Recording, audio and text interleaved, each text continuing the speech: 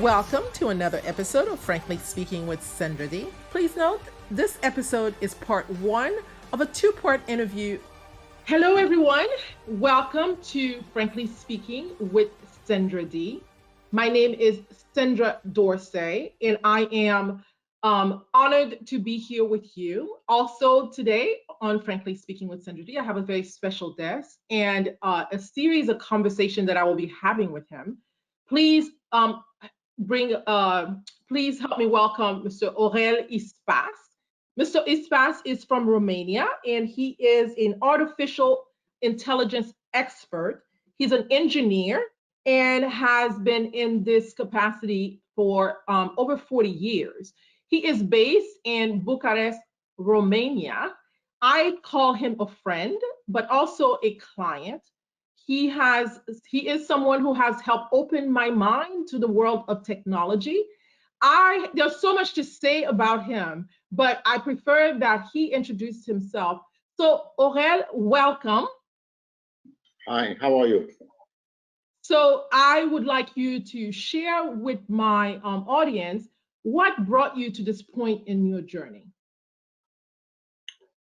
The new journey started when I stopped. When I get 60, I decide to do nothing. And then I find out that I cannot stay without to do nothing. And I said, why have to stay? I can design something. And then because of my past and because of my knowledge, I decided to take a challenge made by my son, one of my sons, which is also in computer science and artificial intelligence interested.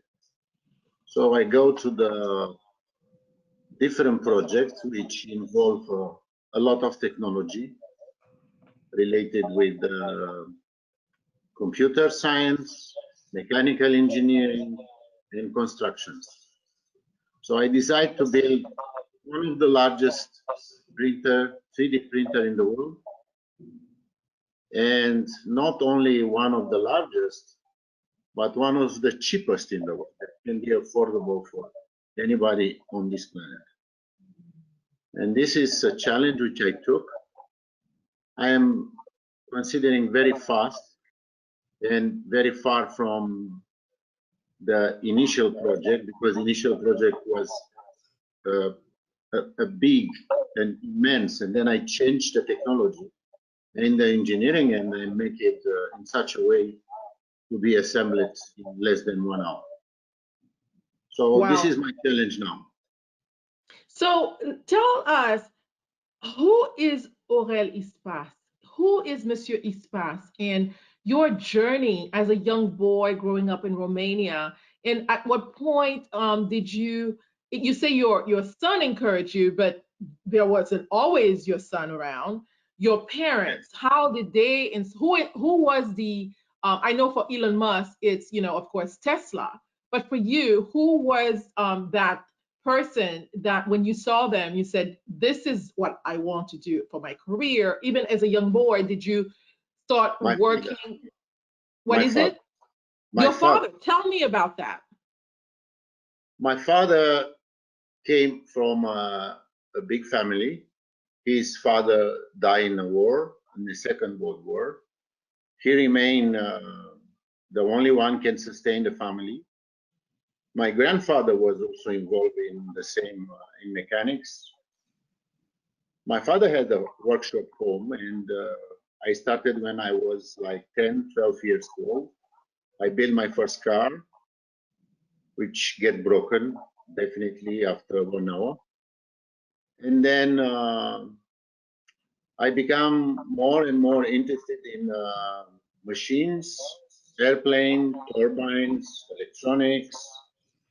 And because I do not find the ground in Romania, in 1983, 84, I decide to run away from Ceausescu. From where? From Romania, I I swim through the Donau in Yugoslavia, from Yugoslavia to Austria, from Austria to Germany. And I start from zero. In that time, I could speak 4 languages, but I could not speak German. So when I get in Germany, So I was how old were you at the time when you did this? 24, 23, I think, 23 years old. And there because my knowledge was about mechanical engineering and equipment and building machines and motors, engines, and so on. The easy job I found was to wash dishes. Wow. And I went to a very fancy restaurant, a Russian restaurant. And they give me a job and they ask me, what you know to do? I said, Romanian food. I never cook nothing in my life. And I said, can you try to do some Romanian food or clean an onion, a potato? And I learned that in the army. And I served in the army for about 2 years before I left Romania. And they saw me. I said, okay, you remain here. But there I started learning German language. In about 3 months, I could speak German. And then I went to a shop, a garage, which was making Formula 3 cars. And there I put my knowledge to work, and I put the microprocessor in the first car in about 6 months, 1984, 1985, something like that. And from there, starting my journey in mechanical engineering, I grow this kind of technology for a period of 4 years, sorry. In 1993, or let's say 1990, after the revolution in Romania, I come back home. And I also designed something, the black box in the airplane when you are flying. Yes. Was designed by me. I made the patents for that as well. I sold it. Was my first money, real money. Mm-hmm. And then from 1990 till today, I do a lot of technology in bioengineering, mechanical engineering, artificial intelligence, algorithms for trading. Blockchain. Yes, and blockchain as well. That's how you and I connected. Yes. So you're well-rounded in technology. So there's nothing that you haven't done or understand. It's because of Google. Google give me this taste of blockchain. Actually, when I started, if you are interested about the blockchain, I was not interested about Bitcoin. I was interested about the technology of creating blocks, security blocks. So we start about 7 years ago in a research related with security. And we developed a technology that it's using the engineering started by Bitcoin in such a way that it can be more safe. Actually, does not exist anyone in the world that can crack such a system today. Sure. There is a discussion about quantum computing, but this is about, in my opinion, 5 to 10 years from today. Only, it doesn't matter how much money you have. I'm not talking about now about the quantum computing. I'm talking about make it available to, because a machine costs like $10, $12 million. Mm-hmm. So you cannot find the finest or the best coders in the world if they don't have the skills, ability, and access to the technology, which is the same today with the 3D printing from concrete 3D printing to print the house. You have to. I want to get back to. I want to go back. We'll get to the 3D printing, But now I still want to get more of the back, in your early years as you were, starting off in your career. You said you developed the black box that if a plane crashes now, that black box is what gives the data to be able to say what malfunction occurred, correct? Yeah, not only.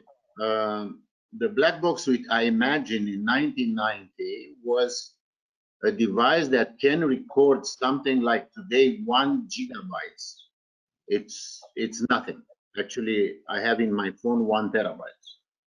But in that time, to imagine a technology that can have a 1 gigabyte RAM and a memory of 1 tera was impossible. It was, even the best engineers in the world cannot imagine that it's possible to be achieved. Sure. And my challenge was, in that time, the people, when I started, as usual, when I start a new technology, 99.9% of the people except my family saying that is bullshit. Nobody will can make it, you cannot make it. And then when I make it, or I do it, or I make a factory for that, or whatever I am doing, they say, yeah, but you know, of course I know. And the same today is with the blockchain. I sold my technology, but when I started the blockchain, I designed the blockchain not to make a coin, because I understand immediately that this is the future. And by the way, today I read that European Bank, Central Bank, will issue a digital coin, the euro They coin. are going to issue the European Bank is going to Yes, this is from Christine Lagarde. Yes. I don't know, but I don't really see her as a visionary. I'm surprised that they're doing it so quickly. Are you surprised? No, I'm in a group of 45 people for the last 5 years, which are involved in the blockchain technology. And those people are specialists in securities, law, technology. We are a group of, I don't want to say they are freelancers because they have their own companies. And we are debating. Some of them are involved, in, of course, in the politics as advisors for the European Commission. And from there, we are debating about the technology, about the possibilities, about the achievements, about what is the benefit and what is the disadvantage of using such technology.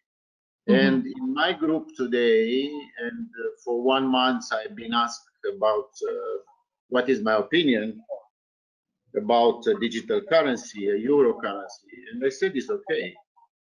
From my point of view, if this will going to happen, it's already happening in China. We know that yuan is a digital already.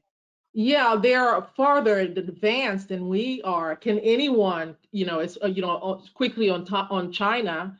Do you think that anyone can catch up to China at this point, because that's their main focus? You already know that I have an engineering office in China for 28 years. You have one? Yes. Okay, I did not know.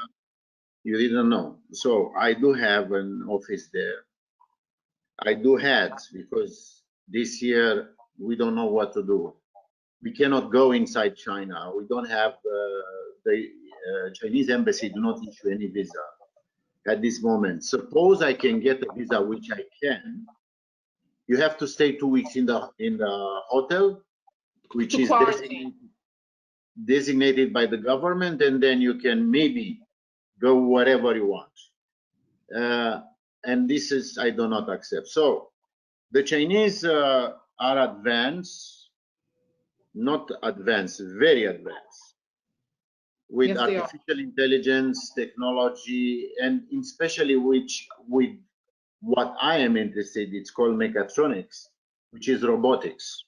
Right, that's the topic of the conversation. And you can see I light up because you and I have talked about blockchains for a few years now. but Yes. robotics is new to me. And for me, I don't know about you in my audience, but anytime something's new happens, my neurons, my neural pathways light up because I'm learning something new. And that's why I love talking to Mr. Aurel Ispas, who is an engineer, he is an inventor. He is also, I forgot to mention, a startup investor. And Yes. so I know that there are many of you in my audience who are just starting out with ideas. So this is a fascinating conversation to have. So let's talk, let's start.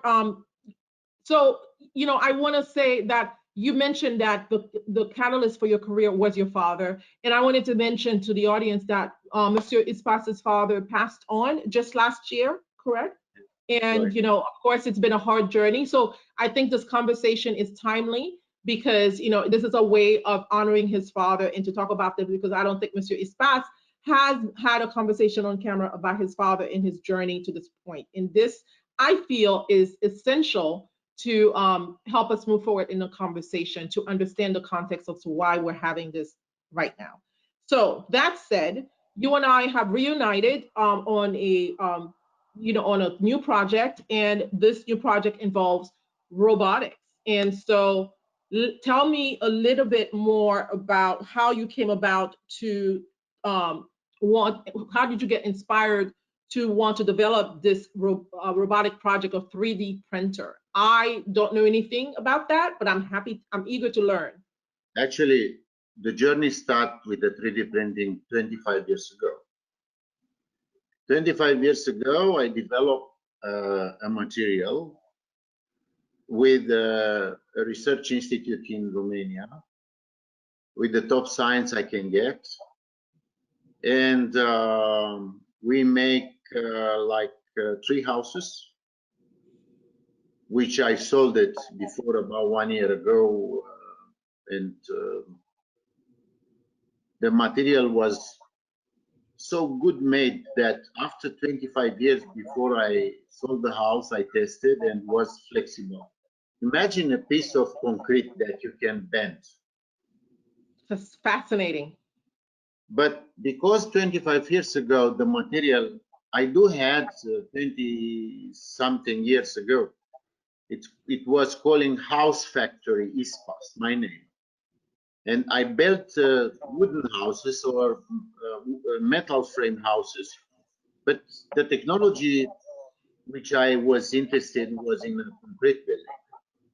In what? Fast Brick concrete building? building. Concrete, Mhm. yes. Structural concrete building. So the material we developed, but the technology was so expensive that we cannot afford. I mean, we can make, but nobody can buy. Right. It would not And be. how the click startup to me was somebody coming to my office. I already have 20 version of this printer. In the end, I decided the last one. And somebody come to me and ask me if I am interested in this project. I said, for what? And we are interested in Africa, building houses, Mhm. 10,000 houses, social houses. How cheap and fast can you make? I said, the one problem is we have to use the local existing materials like sand, like soil, like mud, like concrete, like PET bottle, which is actually a waste. Basically was thinking how to use waste and make houses. And this project is being financed by some international organization which I do not know how to work with usually. And then this was about 8 months ago, I start making a research of the existing technology. There are today, I check up, it's about 6 to 7 factories which are producing such a printer in the Where world. are these? Where are these factories at the moment? Germany, Italy, United States, France, United Kingdom, and that's it. Okay. And the price for such a printer, in my opinion, based on my knowledge in robotics, it's ridiculous high. And I said, how should somebody pay $500,000 for a machine, or 1.2 or $2 million for a machine? I said, it's impossible. So based on my knowledge, I start designing the machine. And the machine is on its way to Romania. I mean, parts are coming from different parts of the world: Germany, Italy, Taiwan, Japan, Romania, manufacturing parts. And this was my challenge. The challenge is, we talk about that. So there are three different opportunities. One, we develop the material. We know how to make the material working. It's quite a big problem. Mm-hmm. I've been in a conference. It was a conference in Europe in June 2020, concrete house building. And I watched over 15 universities and more than 30 people involved in this technology for the past decades. And after the conference, I realized that they do not know what I know before 25 years. So I said, okay, let's do it. And now what we are doing is we have to understand where we are going. Do we want to sell the technology? Do we want to be a developer? Do we want to be the manufacturer of the raw material? Because this technology, in the end, it can be bought as the price of a cheap car. Right. So your goal is to be able to deliver to the marketplace so that the average person can produce this from your prototype. It's not going to be a prototype. It will be a series of printers. A series. It will going to be for houses, for industrial, and for artisans, for artists, which they So want to be. There's going to be you're going to scale it. So anyone in Africa who currently has, maybe it's paying $100 for a small house, 100 US a square meter. Okay. No, it can be, no. In the world was being built 65 square meter for $5,000. It's known that. But this includes the material as well. Interesting. Now, this technology, it's reducing the raw material with 40%. This is one. Secondly, you can get a house in 24 hours. That's fascinating. So let's talk a bit more specific, a place that's close to my heart. Let's go back to Haiti. You know, you and I have various conversation. We try to bring your blockchain technology to Haiti, to the government, and you know, they're not ready. So let's move on from that. As far as housing, of course, you know, there was an earthquake in 2010. I'm surprised if anyone doesn't know about the earthquake in 2010. And one of the biggest challenges currently, then and now, is housing and sheltering. So especially in the days of COVID, when you have to shelter in place, you know, you have places where people are homeless. How do you shelter in place with a homeless population? So how would your technology, your 3D printer, let's take Haiti's current situation. How do you see it creating a system for Haiti to be able to benefit from such a product? It's not a very advanced technology. I mean, it's advanced when you design, but it has to be like Steve Jobs was making the first iPhone. It has to have one single button you push and run. This is the challenge. Now, the existing technology, you need a PhD in computer science, and you need another PhD in construction material. I want to make it for very normal developer or user which has a basic knowledge about Windows. I mean, in Haiti, you need a team, 10 people, which you have to train. Anywhere in the world, you need the same. Right. Because training one single person, it can let you drop you, and then you have a problem. So you have to train one engineer, which has to fix some of the problem can come, or replace a part, or adjust the machine, or making a machine, which is something which is, I get a call from Switzerland. They are also interested in Africa, and they told me, can you make a machine that can do only one model of a house?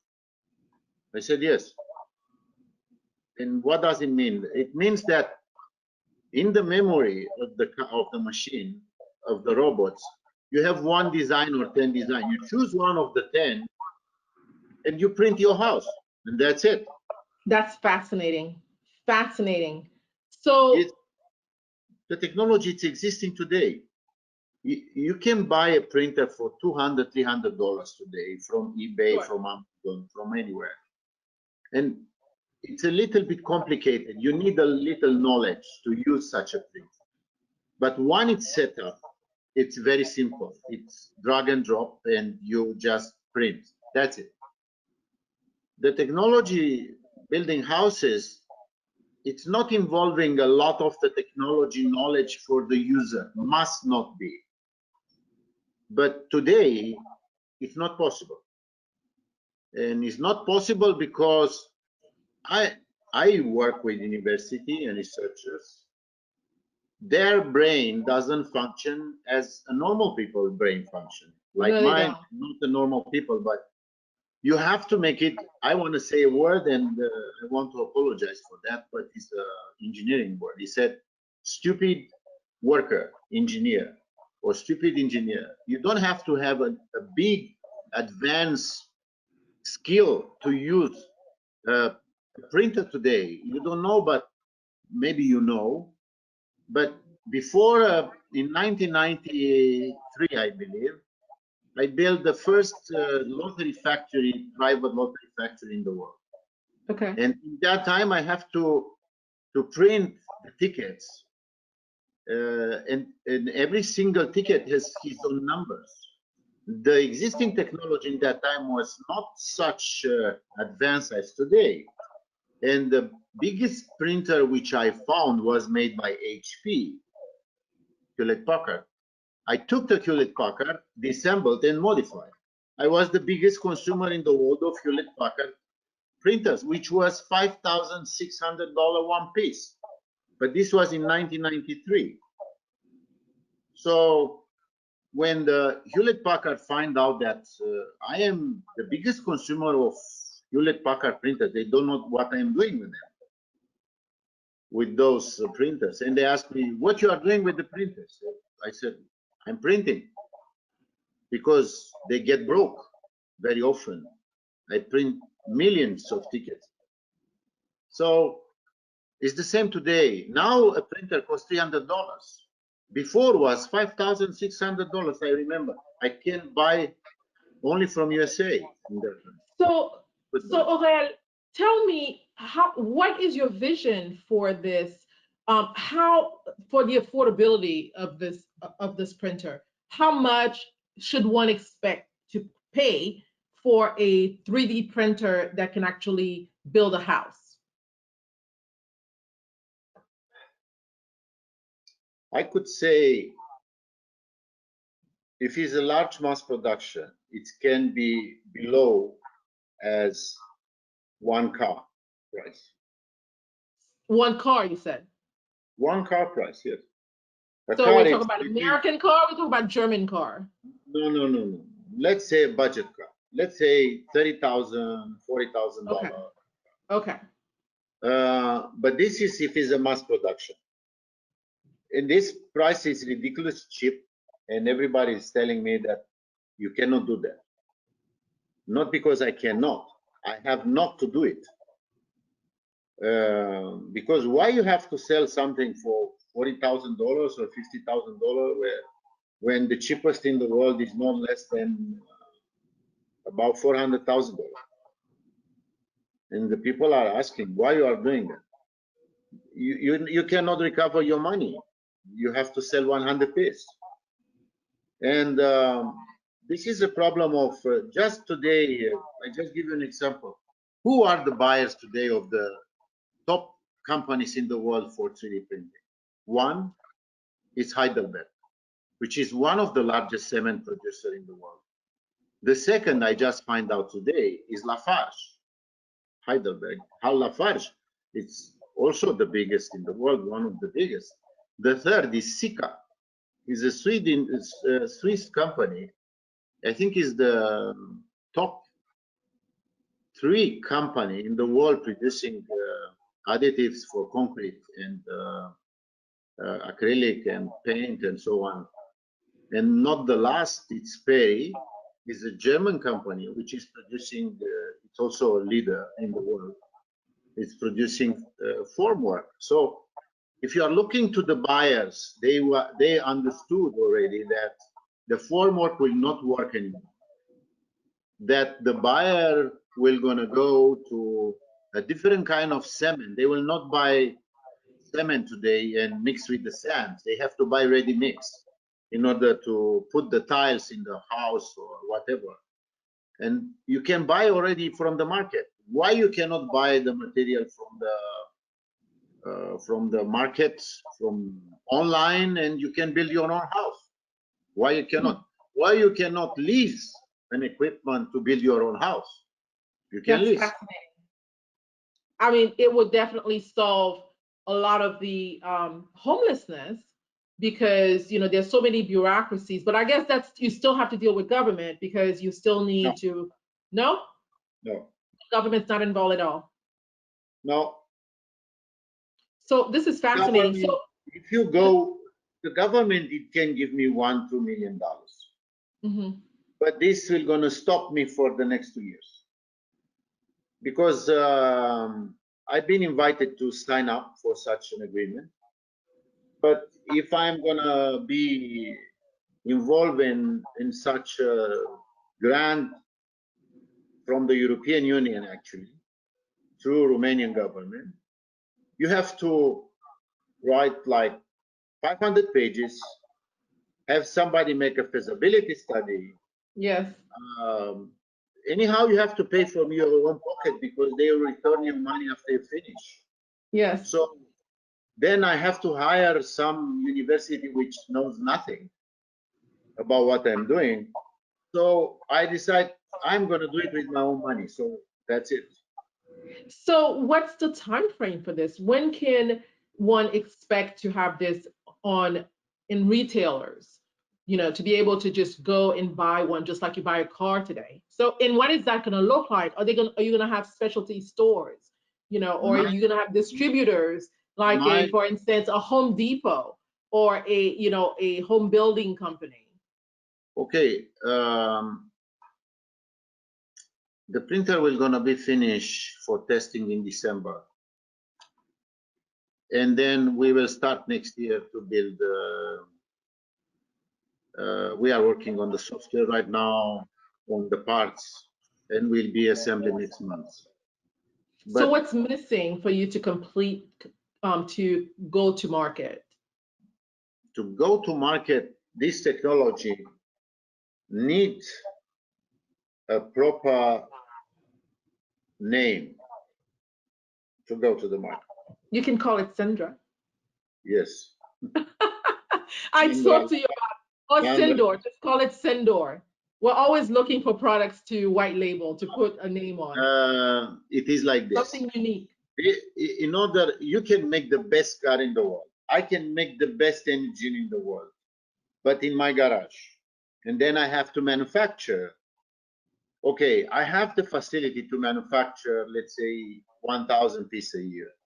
It's not an issue. But then this product cannot be sold in Home Depot at this scale which I'm doing today. Usually developers or researchers or inventors are doing a small machine and then scale it up. Yes. Me, I am doing the largest Big possible machine and then scale down.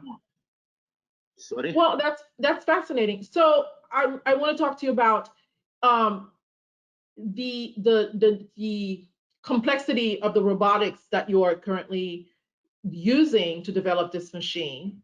And so you've always had this. You said you've been working on it for 25 years. So I'm working on the material for 25 years. Oh, for 25 years. But this one just only a year? No. Actually, robotics, it's my life business. But I'm talking about this particular 3D printer. This 3D printer started before 5 years ago. Okay. So, but you know, it's interesting. I'm just hearing about it now because back then, as I mentioned, it was. I can show you. I can show you another project which I have now in my desk. No, I know, but we were just No. It's about this. One project, one machine. In order to go to the market or to be manufactured, you need to design and redesign and think, and you have to have the kick or the spark to put you on the line. Or to have the time to manufacture, and for me was the COVID. Of course, yes. The COVID gave me the time to design all the parts, you know, to design a machine like 1,000 small parts. And every single small part must be, you cannot buy from the market or from Home Depot, you have to design everything. So what I done was that I designed every single part in this time, and now it's ordered already in the world. Motors, drivers, software, everything is on working right now, and this takes time. So can consumers put in advance orders with you? So you say December is when you forecast that, or you predict that you'll be able to roll this out, and so can they contact you to be able to you know, order them ahead of time? This is the strategy which I don't know today. I refuse investors right now. I'm sorry, say that again. About what did you say about investors? I refuse investors right now. Okay. They come, why? Because I learned something from my father, and I come back to my father. My father say, if you want to sell something, it's like you wear a suit or you are naked. Do you want to sell something if you are naked or you are in a suit? So I prefer to build a machine, and then I have to discuss with people which knows about marketing, because I don't know nothing about marketing. I think you're underestimating yourself. You know, you are a fantastic marketer. You say your daughter is also a great salesperson. My daughter, yes. She must have learned it from you. No, my daughter, yes. It is one of the best marketer I know. And my son, my other son, the biggest son as well, but they have their own business, they have their own employee, 300, 1,000. It's impossible. No, I understand, but I mean that you say you don't know anything about marketing, so they have those skills. So I'm saying that they must have learned it from you to be able to be that talented. Me and my wife, we had a discussion before 2 days related to my youngest son, and I said something which I have, and I was gonna have. I never quit. I never fail. It doesn't matter how much and how many years. As you know, I made an algorithm and took me 20,000 hours. I stayed 4 years in one chair, not because I am limp, just because I was sure I can do it. Absolutely. You knew what you wanted, and you were not gonna stop. I give to my children the knowledge how to never quit and how to learn and how to sell. I am not the one teach them how to sell, but I teach them how to make good things. And I think this is important. Very important. And how to bring value, how to make, whatever you do to make it count in the world and to benefit. And, as we, especially for you, being an inventor, always thinking about what problem you are wanting to solve, correct? That's the key. What problem are you wanting to solve? We hope you enjoyed this episode of Frankly Speaking with Sendra D. Stay tuned for next week's episode. Thanks for joining us for another episode of Frankly Speaking with Sendra D on Sendor TV. Please subscribe to the channel so that you can be notified when a new episode is uploaded. Also follow us on Instagram and on Facebook, and we definitely appreciate you being part of this community.